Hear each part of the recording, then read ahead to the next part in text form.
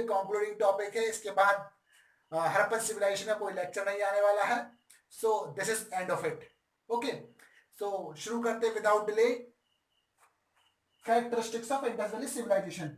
और जिन टॉपिकों को मैं कवर करने वाला हूं वो है आपके एडवांस टाउन प्लानिंग यानी आपका विकसित नगर नियोजन, डेवलप ट्रेड एंड कॉमर्स यानी है आपका विकसित व्यापार और व्यवसाय, मैंने प्रेजेंस ऑफ रूलिंग क्लास एक प्रशासनक और राजनीतिक वर्ग की उपस्थिति, देन है आपका technological development and various craft यानी कि तकनीकी विकास और विभिन्न जो है शिल्प, देन है आपका know about science and constellation यानी विज्ञान और नक्षत्र के बारे में जानकारी होना। तो इन्हीं के तहत हम सबका सब कवर करने वाले हैं। तो शुरुआत करते हैं सबसे पहले एडवांस टाउन प्लानिंग से। ठीक है, आप मेरे लेफ्ट में, ये वाला लेफ्ट नहीं, ये वाला लेफ्ट में एक स्लाइड देख सकते हैं वो जो है टाउन प्लानिंग पर है। आप देख सकते हैं टाउन प्लानिंग में सबसे पहले जो बात कही गई है वो कही गई है किस पर? Uniformity of cities. किसकी बात हो रही है? यूनिफॉर्मिटीज ऑफ सिटीज। जब हड़प्पन सिविलाइजेशन की बात करते हैं तो हड़प्पन सिविलाइजेशन लगभग 13 लाख स्क्वायर किलोमीटर में फैली हुई थी। ठीक है, और इतनी भौगोलिक और पर्यावरणीय चुनौती के बावजूद भी इतने बड़े विस्तार पर एक रूप में बना होना बहुत बड़ी उपलब्धि है। चाहे सड़कें हों या मकान हो या नालियां हो, कुछ भी हो, एक रूप उसको बनाए रखा, यही इसकी महत्वपूर्ण विशेषता है। तो क्या महत्वपूर्ण विशेषता है? एक रूप, जो शहर है, जो उनके टाउन है, उनमें एक रूपता होना। ठीक है, ये हो गया। दूसरा जो है आपका वो है आपका कैटेगराइजेशन। आप देख सकते हैं स्लाइड में, categorisation of cities in two parts.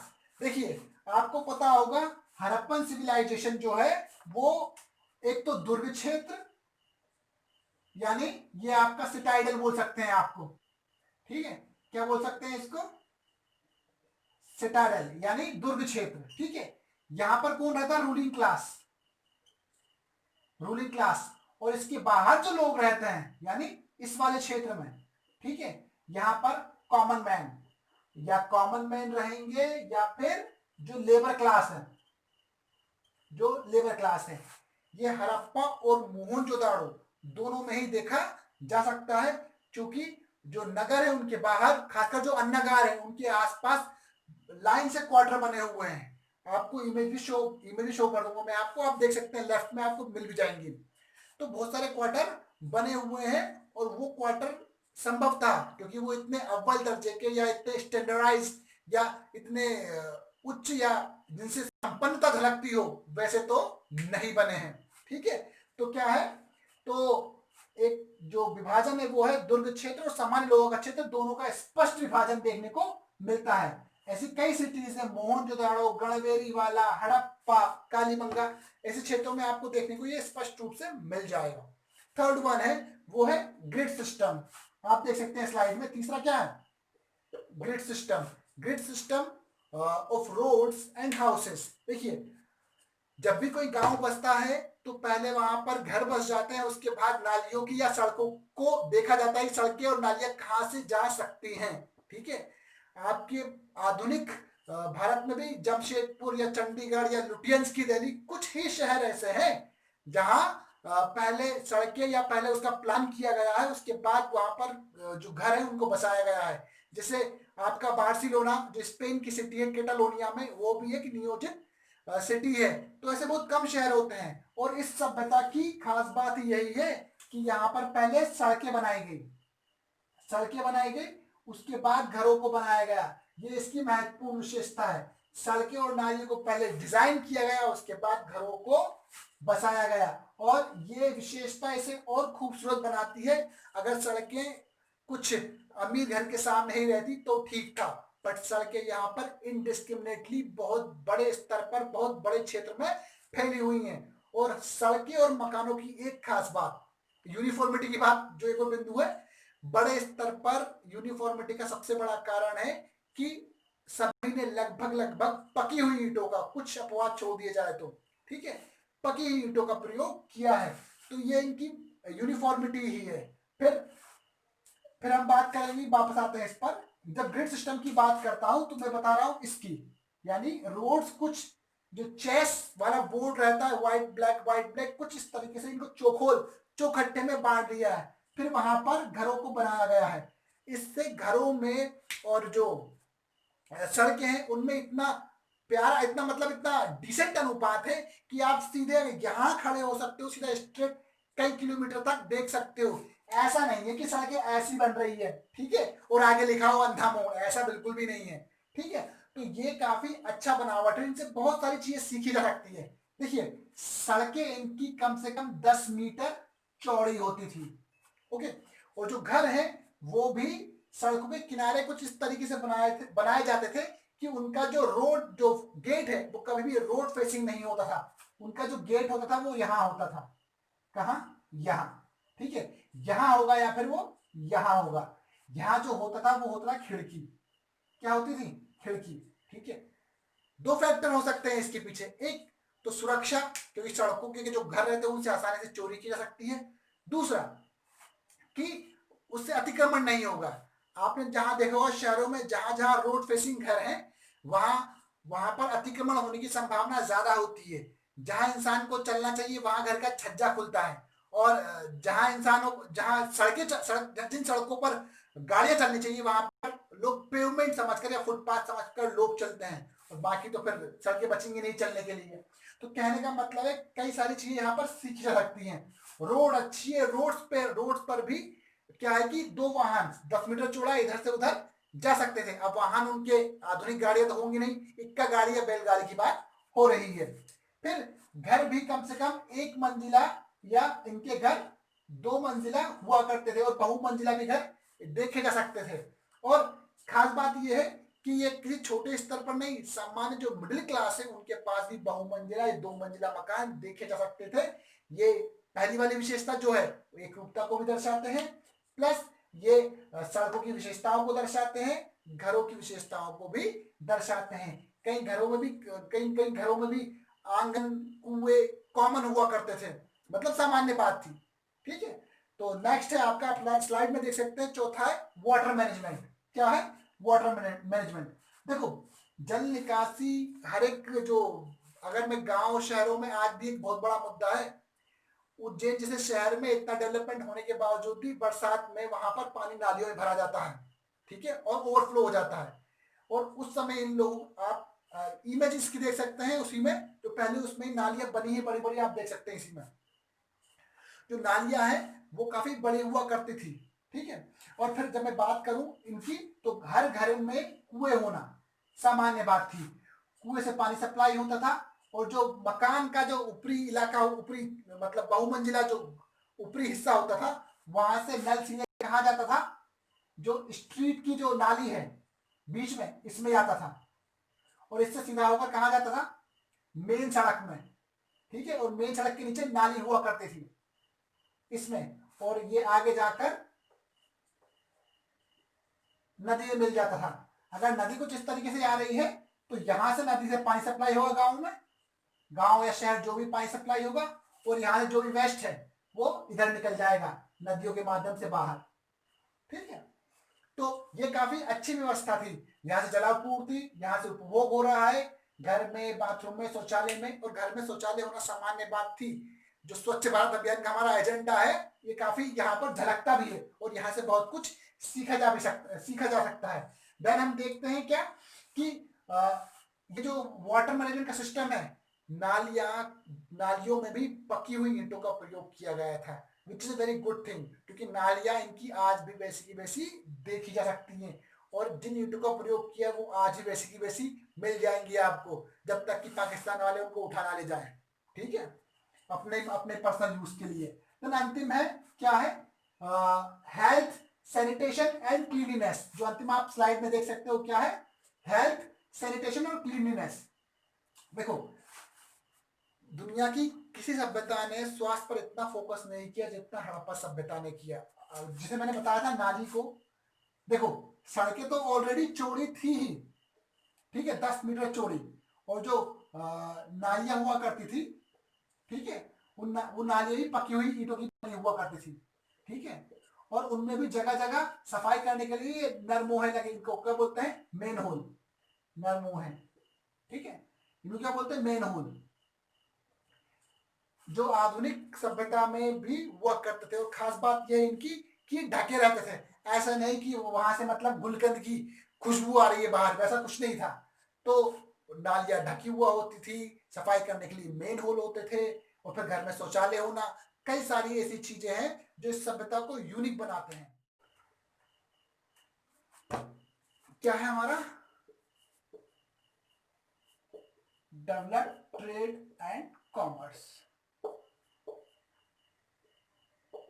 आप स्लाइड में भी लेफ्ट साइड देख सकते हैं, यहां पर स्लाइड में कि पहला क्या दिया है, trade routes and intermediate station. क्या है, देखिए फर्स्ट पॉइंट क्या है आपके, व्यापार के जो मार्ग हैं और ऐसे कौन से मध्यस्थ स्टेशन है जहां पर वो रुका करते थे। देखिए व्यापार के जो मार्ग है दो हुआ करते थे इनके मेनली, अगर मैं पश्चिम भारत की बात करूं, दक्षिण में भी कहीं, दक्षिण में आपके मेनली कर्नाटक को विजिट किया करते थे सोने के लिए।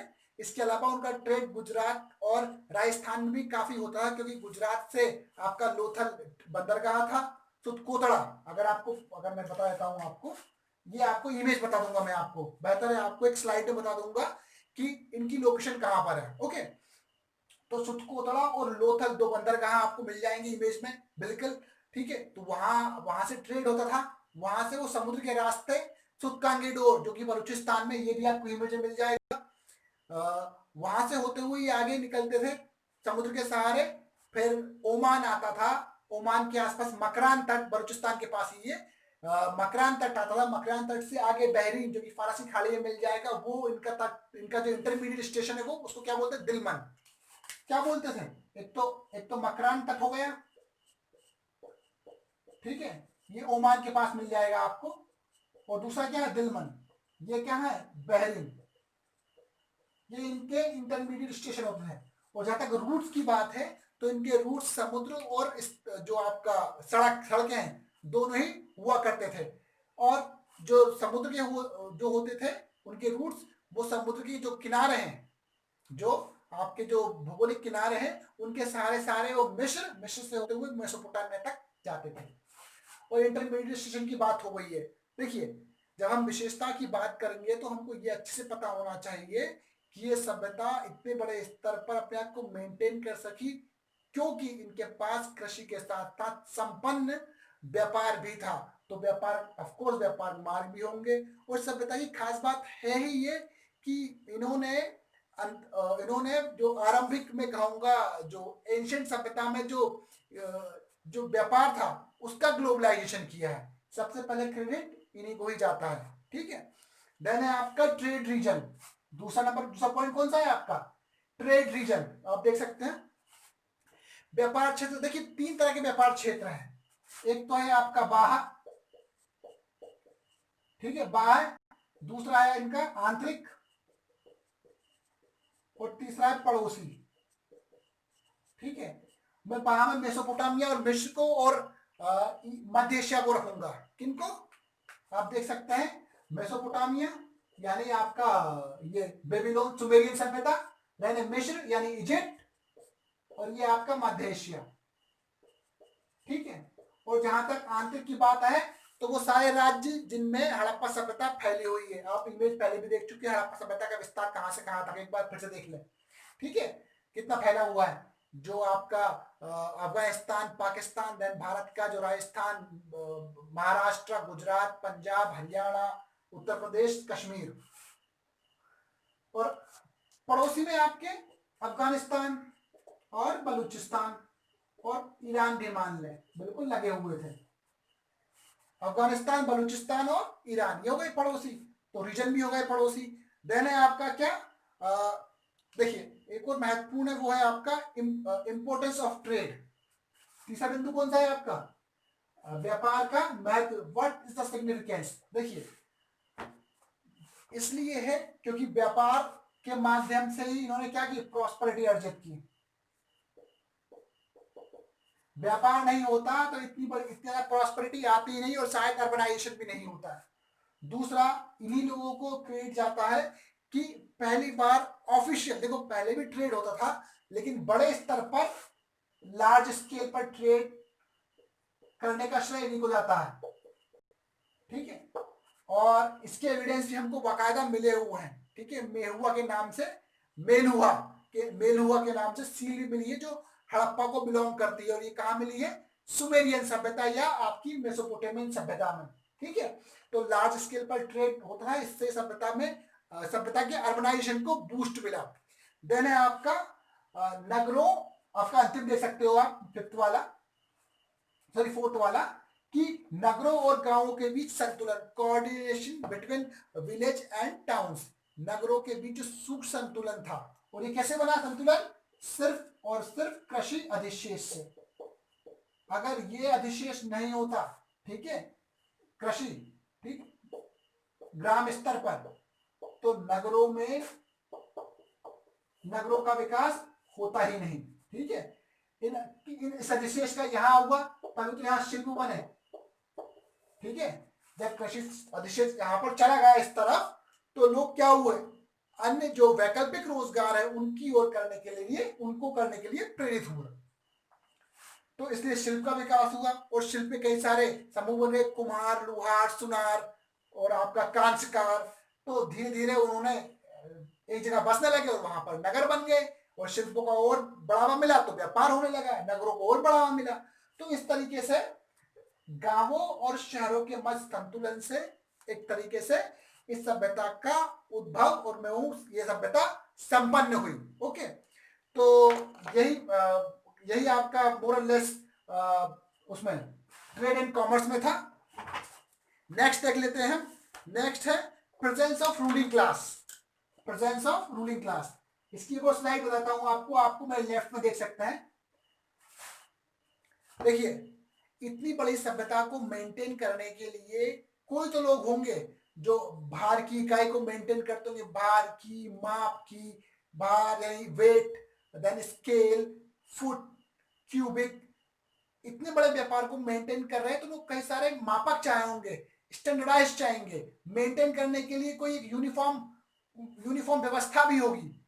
तो और इतनी सड़कों को मेंटेन करने के लिए, ईंट की बराबर साइज रखने के लिए कोई तो ऐसी इन्वेस्टिगेटिंग संस्था होगी जो देखती होगी, और इतने बड़े स्केल पर उसको एक रूप में बनाए रखना कहीं ना कहीं दर्शाता है कोई तो ऐसे लोग होंगे जो इन पर करारोपण कर रहे होंगे, वरना इतने बड़े स्नानागार, इतने बड़े अन्नगार कैसे बने होंगे। कोई तो ऐसा मतलब अट्रैक्शन फोर्स होगा जो संसाधनों को लाता होगा दूर से, मे भी करारोपण के माध्यम से, बहुत कुछ पता नहीं है जब तक लिपि पढ़ी ना जाए, करारोपण के माध्यम या किसी तरीके से और इकट्ठा करता होगा, तभी तो वो इतने बड़े बड़े स्थापत्य का निर्माण कर सका होगा। तो हमको ये भी देखना होगा, ठीक है। और रूलिंग क्लास की उपस्थिति में देख सकते हो आप सिटाइडल, किले, और पहले हम बात कर चुके हैं, किले की उपस्थिति अपने आप में प्रूफ है कि वहां पर रूलिंग क्लास होगी। और हो सकता है इसमें आर्टिशियन या आपकी मर्चेंट क्लास, थर्ड बिंदु का रोल हो, क्योंकि शिल्पों के माध्यम से व्यापार को बढ़ावा मिला और व्यापार ने ही नगर को बढ़ावा दिया। तो शिल्पियों की और व्यापारियों की महत्वपूर्ण भूमिका इसमें हो सकती है, ठीक है। देन आपका अंतिम जो है, एक और स्लाइड देख लीजिए आप, टेक्नोलॉजिकल डेवलपमेंट। हमारा नेक्स्ट टॉपिक है क्या,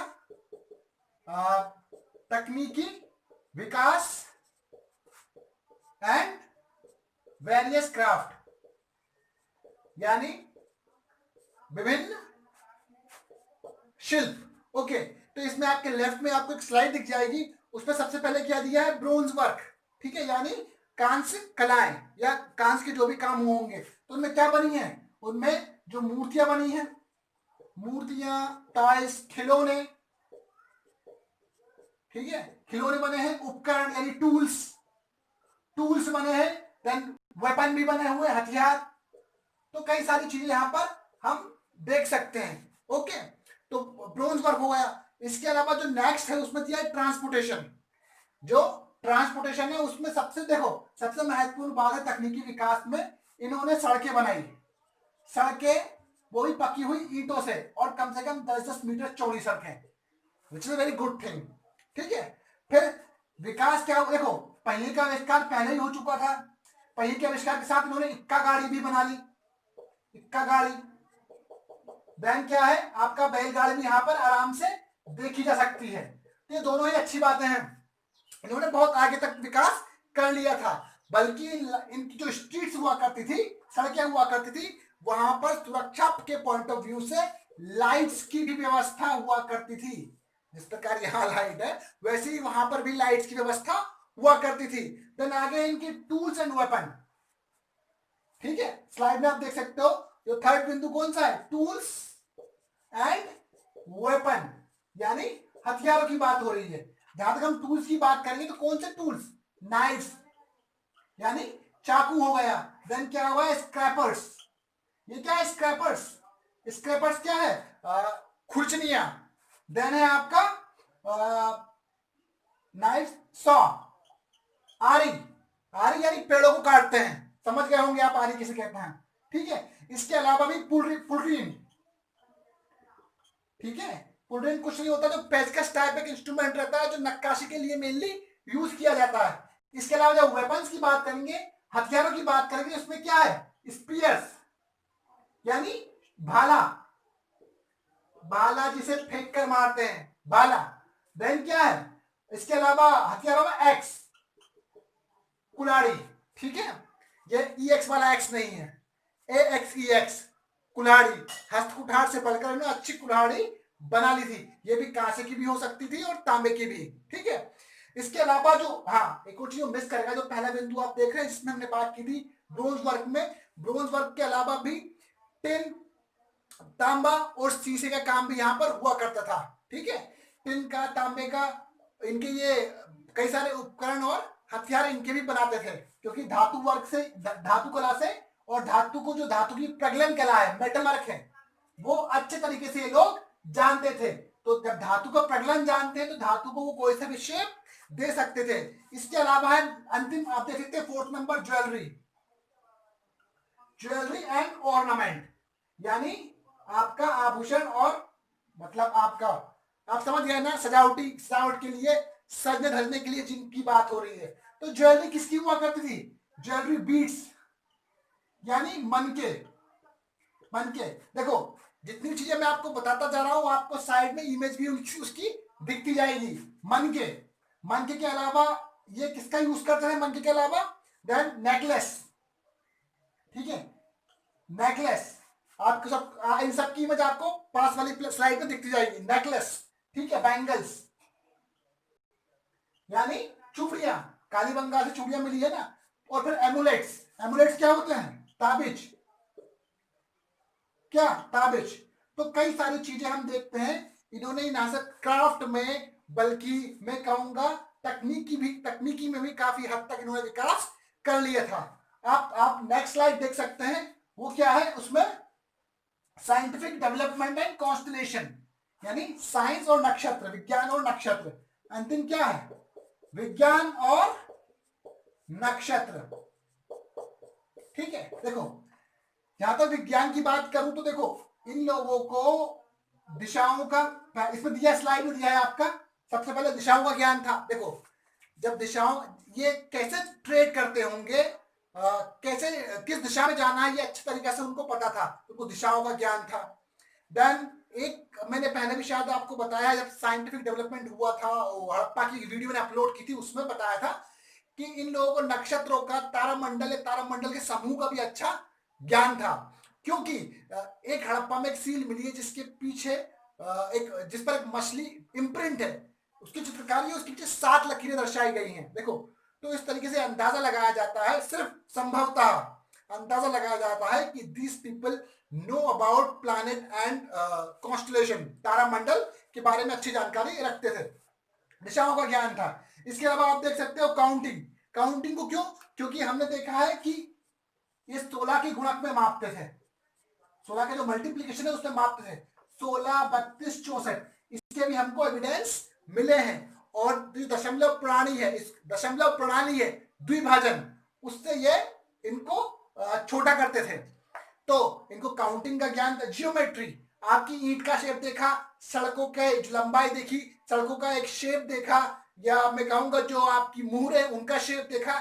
और जियोमेट्री है क्या, geometry is all about shapes, shapes का, पोजीशन का, और क्या कहते हैं उसका आकार का, इन्हीं की तो बात करता है। आकार की, पोजीशन की, आकृति की, इन्हीं की बात करता है। तो ज्योमेट्री, ईंट, मोहरे, घर या जो सड़कें हुई हैं, ये भी तो इन्हीं की बात करती है, आकार की, लंबाई की, पोजीशन की।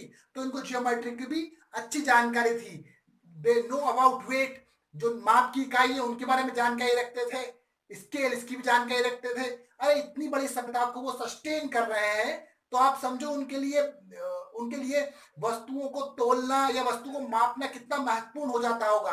अरे वहां के हाथी दांत के स्केल देखो, कॉपर, कॉपर, आइवोरी, ठीक है, इनके वहां पर स्केल मिले हुए हैं हाथी दांत के, और यहां तक की सीप, शेल, यहां तक कि सीप के भी स्केल मिले हुए हैं।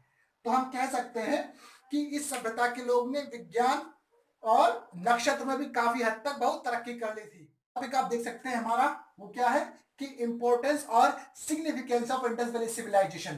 तो पहला जो बिंदु दिया है, फर्स्ट वाला, वो दिया है कि one of the ancient and urbanised. Ancient और भी सभ्यताएं हैं, मेसोपोटामिया है या मिस्र है या यूनान की सभ्यताएं हैं, लेकिन वो नगरीकरण के स्तर पर उस नगरीकरण के स्तर को नहीं छू पाई जितना नगरीकरण इंडस वैली सिविलाइजेशन में हुआ था।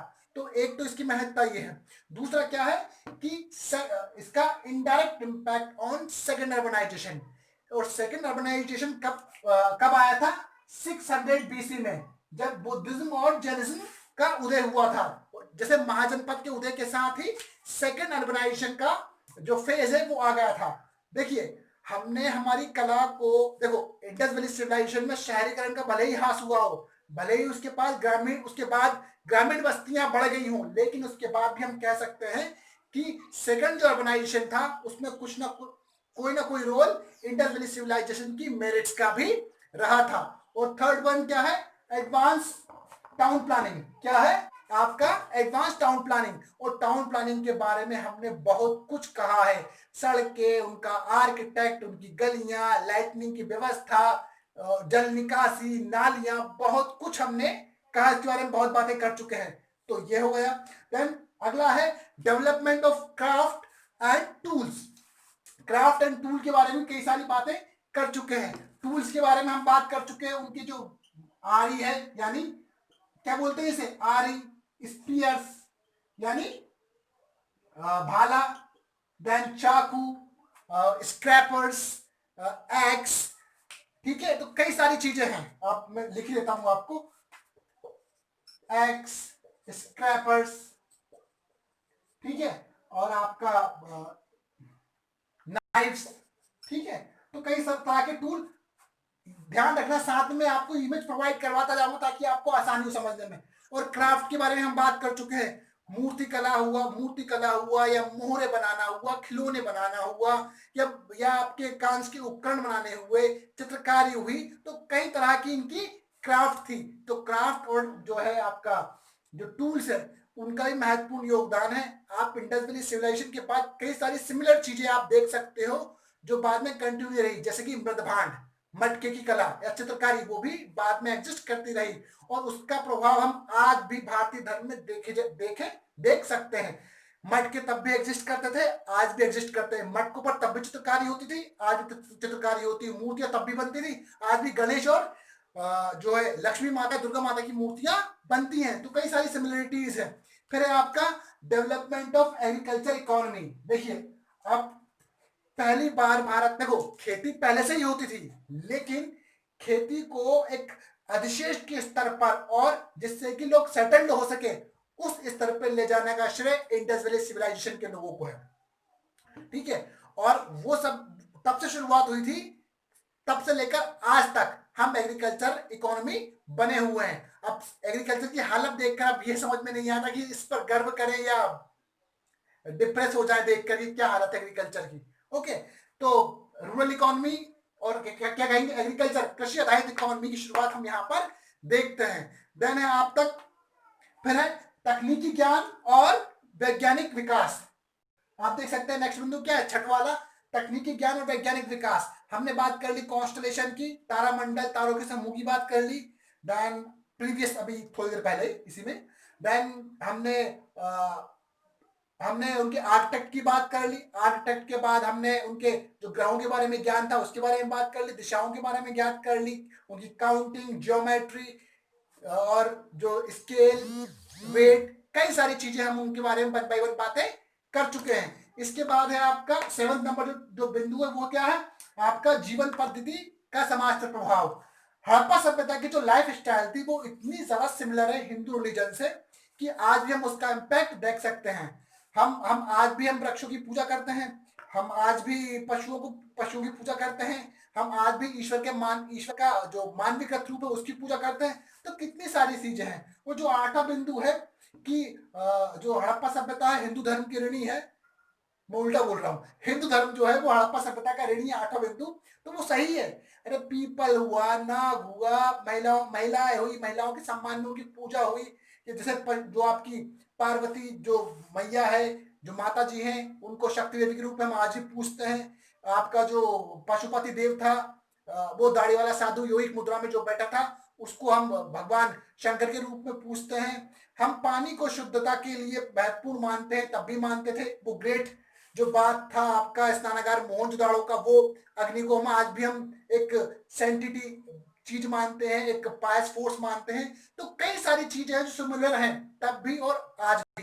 तो एक्चुअली जो हिंदू धर्म में बहुत ज्यादा ऋणी है हड़प्पा सभ्यता का। देन हम कला की बात करते हैं, तो कला में आप इनकी मोहरे की बात करी हमने, इनकी कांच कला की, मूर्ति कला की बात करी। इसके बाद मनके की, तो हम चित्रकारी तब भी एग्जिस्ट करती थी, आज भी एग्जिस्ट करती है। वो आपकी सीलें थी, जो मोहरे थी, उन पर कभी एक श्रृंगी जानवर यूनिकॉर्न, देन है आपका आप चित्रकारी देखिए यूनिकॉर्न की, ठीक है, पीपल के पत्तियां, उनकी चित्रकारी, वो पशुपति जो उसकी पशुपतिनाथ है देव है उसकी इम्प्रिंट। तो कई सारी चीजें हैं हम आज भी देख सकते हैं, चाहे जानवर का इम्प्रिंट हो चित्रकारी के रूप में, आज भी हम उनकी चित्रकारी करते हैं और दिखती है। मटकों पर भी चित्रकारी होती है पशु पक्षियों की। तो आज भी जब घरों की सजावट होती है ना गाँव में, तो आज भी पशु पक्षी उन पर वो उसकी चित्रकारी कर देते हैं। रंगोली में पशु पक्षी चित्रकारी होती है। तो बहुत कुछ सिमिलरिटीज है कला में भी। और जहां तक हम बात करते हैं मूर्ति कला की, तो मूर्ति कला की हम पहले ही बात कर चुका हूं मैं। तभी पूजा करते थे, महिलाओं को पूछते थे, मृण मूर्तियां, टेराकोटा आगे पकी हुई जो मिट्टी है उसकी मूर्तियां ये बनाया करते थे। मतलब मिट्टियां नहीं, मतलब कहने का मतलब है आग में पकाकर मूर्तियों को बनाते थे ये लोग। तो आज भी हम देखते हैं कि दुर्गा या आपकी लक्ष्मी माता या फिर आपकी गणेश जी की मूर्ति की हम पूजा करते हैं। इसके अलावा हम कांच के जो उपकरण है, कांच की मूर्तियां या आपके इक्का गाड़ी या भैंसों के जो छोटे छोटे मॉडल हैं, आपको आराम से इमेज में मिल जाएंगे। तो कई सारी चीजें। और हाँ, एक और आभूषण, we can not ignore this, कला में हम देखते हैं। उन्होंने अभी हम बात कर चुके हैं एगेट के, यानी सेलेखेड़ी, एगेट, स्टेरिटाइट इनके। देन है आपका जो बीड्स, मन के, शेल यानी सीप, और है आपके आइवोरी प्रोडक्ट यानी हाथी दांत, ठीक है। फिर तांबा, टिन और गोल्ड एंड सिल्वर, इन सब के ज्यादा उपकरण बनाते थे, सॉरी आभूषण बनाते थे। हम आभूषण बात कर चुके हैं, एमुलेट्स यानी ताबिज जो हाथों में गले में बांधते हैं, ताबिज की बात कर चुके हैं। बैंगल्स, चूड़ियों की बात कर चुके हैं। और नेकलेस जो मन के आप इमेज में देख सकते हैं, कई सारी चीजें आपको दिख जाएंगी।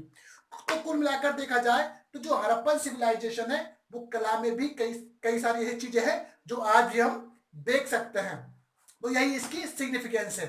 और ये मेरा लेक्चर जो है यहीं पर खत्म करूंगा मैं, और ये मेरा लास्ट लेक्चर था। इसके बाद हड़प्पा सभ्यता पर कोई लेक्चर नहीं होगा। और मैं चाहूंगा कि इसको आप अच्छे से पढ़ें और नोट्स बना लें। आपके लिए ये लेक्चर भी काफी महत्वपूर्ण होने वाला है, क्योंकि कुछ हद तक मैंने इसमें चीजें समराइज करने की कोशिश की है। So thank you guys, thank you dear students, see you again, tata, bye bye.